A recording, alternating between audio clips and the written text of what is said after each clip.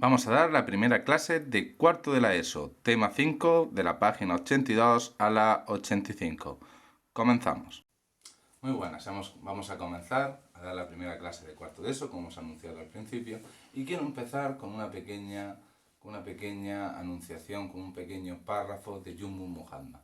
Jumbo Muhammad fue premio Nobel de Economía por la Fundación del Banco Grameen. ¿En qué consistía y por qué le dieron el premio Nobel? Fue porque consiguió sacar de una manera exponencial a muchísima gente de Bangladesh de la pobreza. ¿Y cómo lo consiguió? Dejando microcrédito, dejándole poca cantidad a la gente pues, para que se comprase un tractor, para que se comprase una heladora, para que se comprase una máquina de coser. Eso hizo que muchísima gente pudiese salir de la pobreza. Una pequeña acción que hizo cambiar desde luego a una sociedad. Os paso a leer este pequeño párrafo. Comienzo. Soñar con un mundo mejor es divertido. ¿Qué podemos hacer las personas para conseguir que ese mundo se haga realidad? Un primer paso práctico es la creación de una pequeña organización que lleve a cabo parte del objetivo. Una organización a la que yo denomino Foro de Acción Social. ¿Qué es para Jumbo Muhammad el Foro de Acción Social? Es un pequeño grupo de 3, 4, 5 personas que se unen para llegar a un objetivo común. Hoy estamos atravesando una circunstancia inverosímil, una circunstancia muy difícil. Ustedes se pueden unir en pequeños grupos de WhatsApp para solventar el desasosiego de uno, se pueden unir para transmitir información, se pueden unir para ayudar a las personas mayores de su edificio, se pueden unir para decir a la gente que no salga a la calle. Todo eso es esencial para el desarrollo, para mejorar nuestro futuro, como decía Yusmus Muhammad. Yo creo en el futuro y creo en vosotros. Por último, para acabar, llevo en mi camiseta un cuadro de todos los autores que hemos visto. Me gustaría, tapo aquí que sale el nombre, me gustaría que me dijeseis tanto el autor como el nombre del cuadro. Se colgará en la página y deben de ustedes de acertarlo. Comienza la clase de historia. En esta clase vamos a ir un poco rápido, sobre todo por las capacidades que tiene el vídeo, de que no puede pesar mucho, así que vamos a ir un poquito rápido. Vamos a repasar todo lo que vimos de cómo se formaban las sociedades de clase, como lo hemos repasado, iremos iremos más rápido, y vimos que tras la primera revolución industrial se acumularon una serie de capitales. Acordaros cómo funcionaba el capital. El capital siempre es primero la acumulación de capital, después su inversión y la búsqueda de beneficio. Luego, el capitalismo crediticio, que se funda en la segunda revolución industrial, depende en ese círculo de 4 factores. Uno, la acumulación de capital, pero esta vez puede ser por crédito, es decir, pide las bancas, ya vimos que se empezaban a organizar de manera diferente las empresas. Uno era el trust, que era de manera vertical, otro era el cártel, que era de manera horizontal, y el holding, que podía mezclar ambas maneras de asociación. Dicho esto, vimos que en el capital, al entrar la mecanización, al entrar la máquina dentro del mundo rural, hizo que muchísima gente se quedase sin puestos de trabajo. Donde antes se necesitaban 20 trabajadores, después de la aplicación del invento de la máquina de vapor por James Watt, hace que ahora solamente se necesite un tractor. Esa gente que se queda sin trabajo en el campo, acordaros en primera instancia de aquel texto que vimos de Peirce ante la Cámara que decía: aquellos trabajadores lozanos ingleses se verán desnutridos al irse a la industria. Estaba anunciando lo que iba a pasar. Todos esos trabajadores, toda esa masa de trabajadores, tiene que acudir a las ciudades, ya sea Manchester, Liverpool, principalmente. Una porque es un foco minero y otra porque es un foco industrial. Esas personas llegan allí y allí ya había otros trabajadores.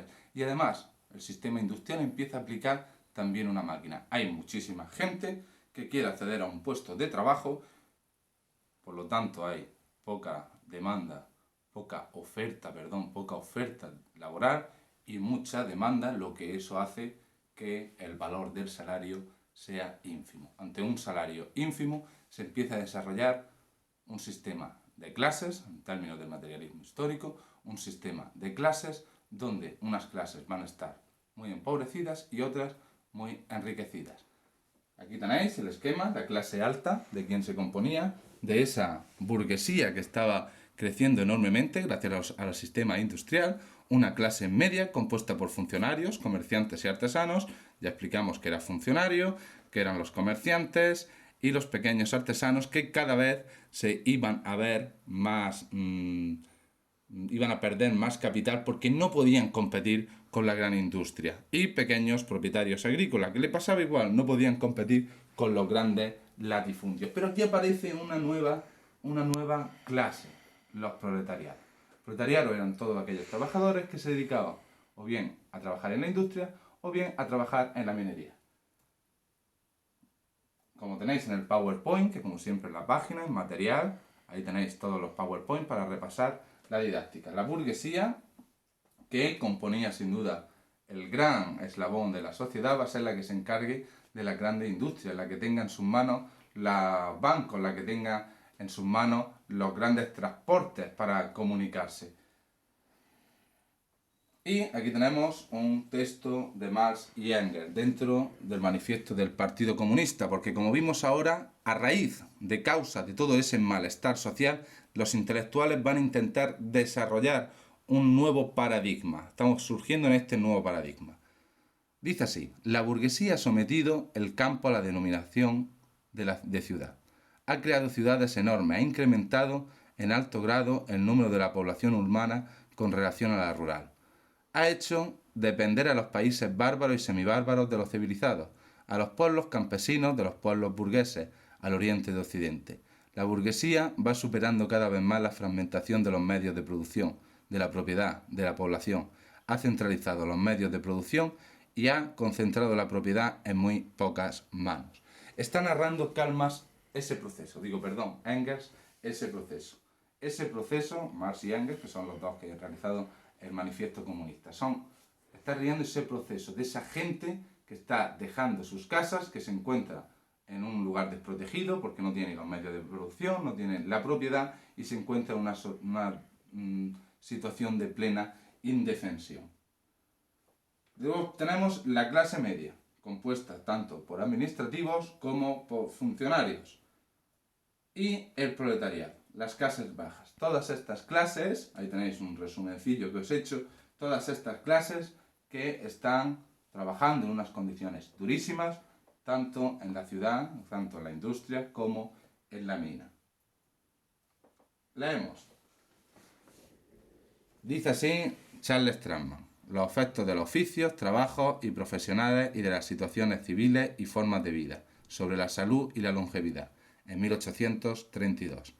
Esta fábrica trabajaban 1.500 personas y más de la mitad tienen menos de 15 años. Ustedes, a un inciso, deben de ser conscientes de que no existían ni derechos laborales ni existía ninguna protección sobre el menor. A la industria le interesaba muy mucho que trabajasen niños. Primero en las minas porque podían acceder mejor a determinados lugares y luego porque eran más baratos, ¿de acuerdo? Y también de alguna manera más fácil denegarle el trabajo que se les ocupaba. El trabajo comienza a las 5:30 de la mañana y termina a las 7 de la tarde, con altos de media hora para el desayuno y 1 hora para la comida. Los mecánicos tienen media hora para la merienda, pero los niños ni los otros obreros. Cuando estuve en Oxford Road, Manchester, observé la salida de los trabajadores cuando abandonaban la fábrica a las 12 de la mañana. Los niños, en su casi totalidad, tenían aspectos enfermizos, eran pequeños, enquencles e iban descalzos. Muchos parecían no tener más de 7 años. Los hombres, en su mayoría de 16 años a 24 años, estaban casi tan pálidos y delgados como los niños. Las mujeres eran las de la apariencia más saludable, aunque no vi ningún aspecto lozano. Aquí vi, o creí ver, a una raza degenerada, seres humanos achaparrados, debilitados y depravados, hombres y mujeres que no llegaban a ancianos, niños que nunca serán adultos sanos. Era un espectáculo lúgubre. Lúgubre quiere decir un espectáculo oscuro, un espectáculo sucio. Esa es la situación, lo narra de una manera sublime, la situación de toda esa masa de trabajadores al salir de la fábrica. Una situación de pésima pobreza, de pésimo estado de vida. Por supuesto, aquí tenemos el crecimiento de la ciudad. Se van a ir gestando un nuevo foco. Como podéis ver en las imágenes, las ciudades industriales estaban absolutamente llenas de humo por el humo de las fábricas y se empiezan a generar los ensamples, como el de Barcelona, los ensanches, la parte de la ciudad que va a ir aumentando y se hace con una disposición de diseño. Va a ser, por ejemplo, el ensanche de Barcelona va a estar realizado en cuadrículas, pensando también en la salubridad y en caso de incendio. El modo de vida burguesa se basaba en el ocio, empieza en esta época a aparecer el ocio, las actividades buscando la diversión, por supuesto uno de los símbolos de la burguesía es el despacho, y por supuesto las casas burguesas, que aquí he puesto, una muy almeriense, que es el balcón. Y bueno, el modo de vida obrero, pues hacinados en las fábricas, de condiciones tanto de higiene como de salubridad, como de medios de alimentación muy escasas. Y pasamos a Engels, que dice esa disposición, esa separación que hay en las ciudades.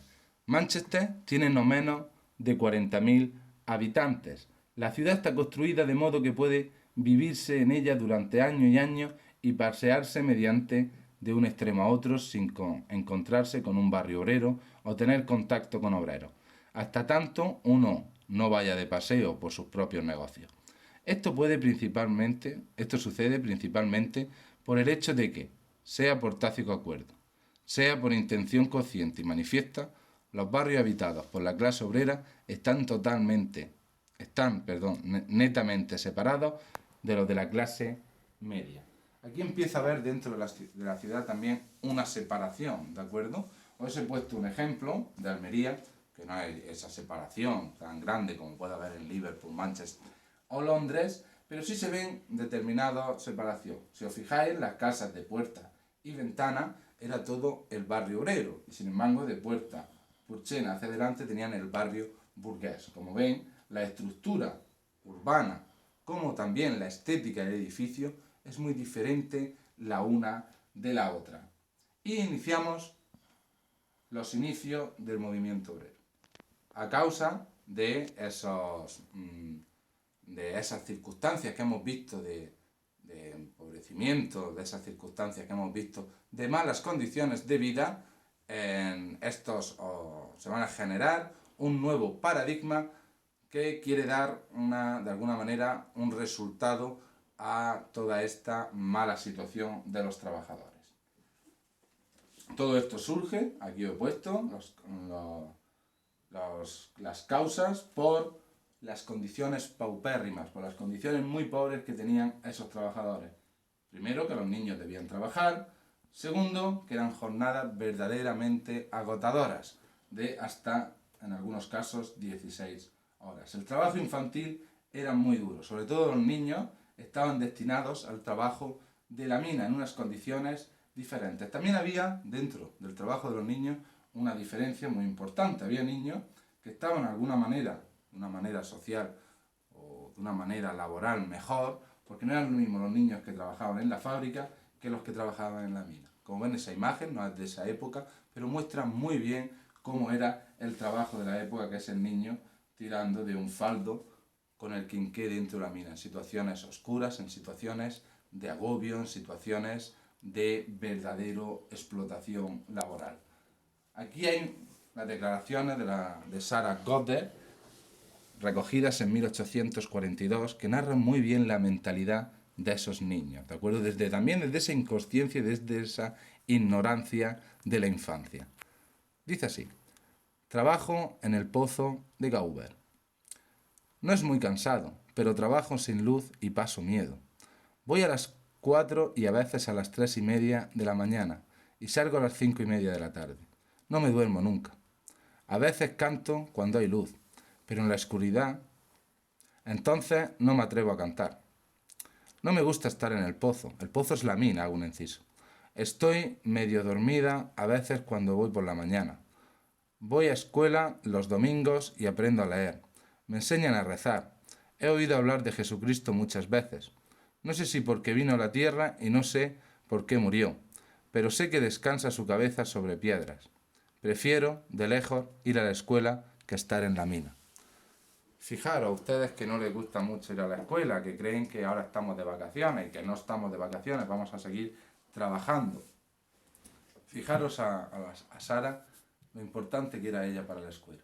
Era un día libre, un pequeño derecho alcanzado era para ella todo. No entendía muy bien qué decían en la escuela, pero estaba a gusto, no estaba en unas condiciones de verdadera explotación laboral. Y esas condiciones que generaron enfermedades crónicas por el exceso de trabajo, por los sobreesfuerzos, por el humo de las minas, enormes, un índice enorme de accidentes laborales, los derechos laborales no existían de ningún tipo y no había tampoco ni derecho a manifestación ni a protesta. Todo ello hizo que se empezasen a organizar las primeras confederaciones, las primeras uniones de trabajadores para intentar cambiar esa situación. ¿De acuerdo? De las primeras fue el ludismo, que leeremos un texto y entraremos en detalle, y sobre todo la Great Trade Union, que agrupaba a obreros, era como una especie de primer sindicato, agrupaba a obreros de diversa índole. La forma de asociación, tenemos los trade unions y los sindicatos, ¿de acuerdo? Aquí tenéis dos conceptos que os caerá en el examen, que dice así: sindicato, asociación de trabajadores con un mismo oficio que se unen para garantizar la lucha contra el empresariado o el Estado. Sus reivindicaciones son laborales porque su objetivo es mejorar las condiciones de trabajo. Y medios de producción, que es un concepto marxista, que ahora lo veremos, que es bienes y elementos necesarios para producir o fabricar un producto. Materias primas, fábricas, máquinas, mano de obra, fuente de energía y capital. Esos dos conceptos se los tienen que saber para la prueba. Aquí tenéis el ludismo. ¿El ludismo qué es? Cuando empiezan a aparecer las pequeñas máquinas dentro del campo, los trabajadores se dan cuenta de que pueden perder el trabajo por ello. Por lo tanto, desarrollan un sistema como de romper las máquinas, ¿de acuerdo? Una forma de protesta para no perder su puesto de trabajo, ¿de acuerdo? El registro anual del 26 de abril de 1812 dice lo siguiente: en la tarde del viernes, alrededor de las 4, un numeroso grupo de revoltosos atacó la fábrica de tejidos perteneciente a los señores Ward y Duncroft, en West Houghton, y, encontrándola desprotegida, pronto se apoderaron de ella. Inmediatamente la incendiaron, y todo el edificio, con su valiosa maquinaria, tejidos, etc., fue completamente destruido. Los daños ocasionados son inmensos, habiendo costado la fábrica sola 6.000 libras. La razón aducida para justificar este acto es horrible, como en Middleton, el tejido a vapor. A causa de este espantoso suceso, dos respetables familias han sufrido un daño grave e irreparable, y un gran número de pobres ha quedado sin empleo.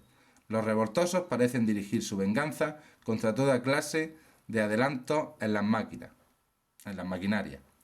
¿Cuán errados están? ¿Qué habría sido de este país sin tales adelantos? ¿De acuerdo? El ludismo. Se iba a intentar afrontar, luchar contra esas máquinas para que no les deje sin trabajo. Nosotros ya vimos una actividad relacionada sobre las máquinas y la pérdida del trabajo, pero es una gran pregunta, ¿de acuerdo?, que establece el texto en el registro anual, que si están equivocados o no, pero desde luego fue un movimiento social que intentó de alguna manera frenar el avance ante la posibilidad, ante la conciencia de quedarse sin trabajo y por tanto de ingresar en unas situaciones de vida mucho peor de las que tenía. El cartismo. El cartismo va a ser un movimiento que se va a basar en querer unos derechos universales, va a pedir también, por ejemplo, el derecho al republicanismo, que en Inglaterra se pierda la monarquía, y va a ser también una lucha para mejorar las condiciones de los trabajadores. Todo su pensamiento se refleja en esta carta escrita por Lovell. Que cada votante debe votar en la parroquia en que reside. Que cada parroquia debe proveer tantas urnas electorales como candidatos propuestos hay en el distrito. Y que cada iglesia parroquial se disponga un lugar temporario para fines de la votación secreta. Y que el día de la elección, a mediados que cada votante pasa ordenadamente para votar, el funcionario en servicio le dé un papel, una bolota electoral, para que dejara caer en la urna de un candidato. Al fin del día, los votos de los funcionarios correspondientes en número serán exhibidos en las puertas de la iglesia. El cartismo no pide ni más ni menos que haya un sufragio universal, que haya un voto secreto, ¿de acuerdo? Y de igual modo, el cartismo es la primera corriente que pide que un político cobre. ¿Por qué? Porque ellos se entendían que si un político no podía cobrar, los pobres no podrían acceder a ser políticos, ¿de acuerdo? Solo los burgueses que tenían dinero podían dedicarse plenamente a la política. Y llevamos al socialismo utópico. Hay muchos socialistas utópicos, Simon Faure y Robert Owen, pero me voy a centrar principalmente en dos. Robert Owen, que diseñó un sistema de mejora de los trabajadores y lo realizó con su dinero, en su propia fábrica, en su propia industria, intentó mejorar las condiciones de los trabajadores y mejoró sus niveles de producción. Se dio cuenta que si el trabajador estaba mejor, trabajaba más y era más productivo, ¿de acuerdo? Para los ingleses es el padre del socialismo inglés. Y aquí está Fourier, que ya desarrolla unos conceptos de desarrollar una comunidad como colaborativa dentro de la ciudad, ¿no? Él desarrolla un monasterio, un determinado grupo de la ciudad debe de trabajar en determinada cosa, otro en otra determinada, ¿de acuerdo? Realiza un sistema cerrado. Y estos socialismos utópicos fue como los llamó Karl Marx, porque él consideraba que su socialismo era el socialismo científico, ¿de acuerdo? Y entramos dentro de las dos grandes ideologías obreristas que van a desarrollarse en el siglo XIX. Uno, el socialismo de Karl Marx, y Bakunin, ¿de acuerdo? Que va a ser uno, junto a Proudhon, los padres del anarquismo. El socialismo de Karl Marx se basa principalmente, podemos resumirlo, en que había unos productores y otros no productores, ¿de acuerdo? Estos creaban un excedente. Ya vimos que el excedente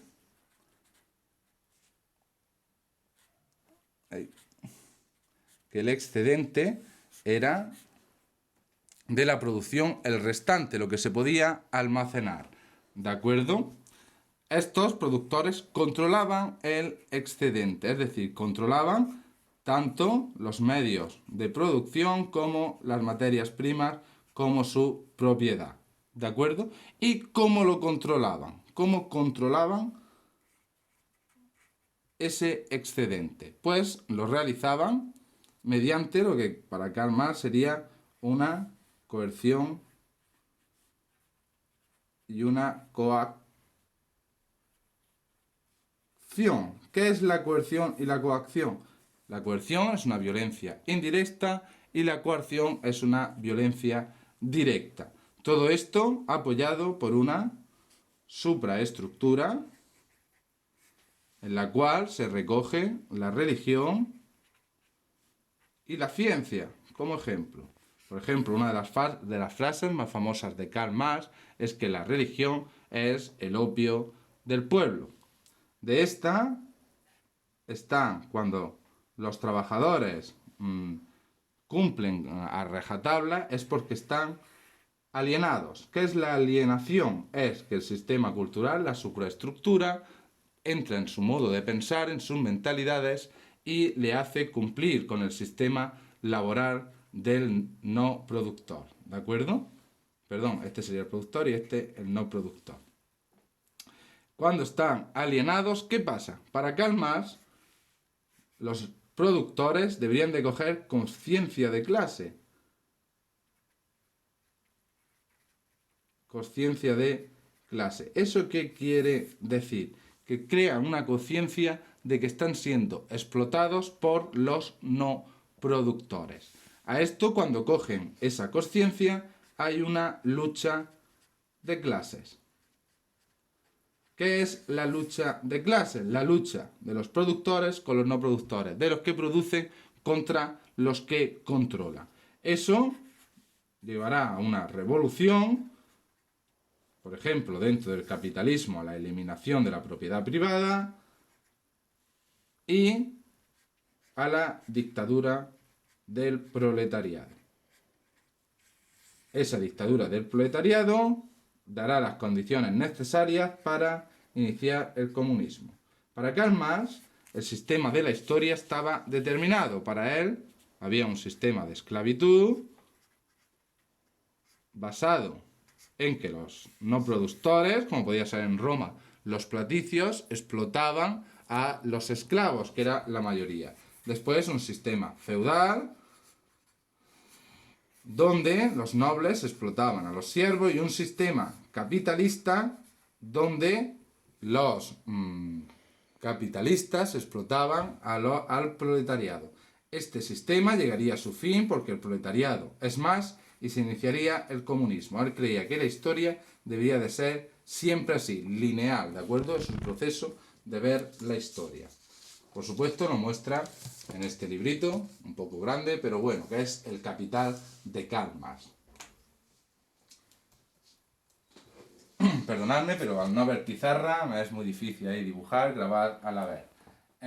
Bueno, pues aquí tenéis un texto también del Manifiesto Comunista sobre la lucha de clases, que es lo que hemos hablado, esa toma de conciencia de los trabajadores. Dice así: toda la historia de la sociedad humana, hasta el día, es una historia de lucha de clases, libres y esclavos, patricios y plebeyos, varones y siervos de la greva, que es el feudalismo, maestros y oficiales, en una palabra, opresores y oprimidos, lo que he dicho, productores y no productores, frente a frente siempre, empeñados en una lucha interrumpida, velada a veces y otras franca y abierta.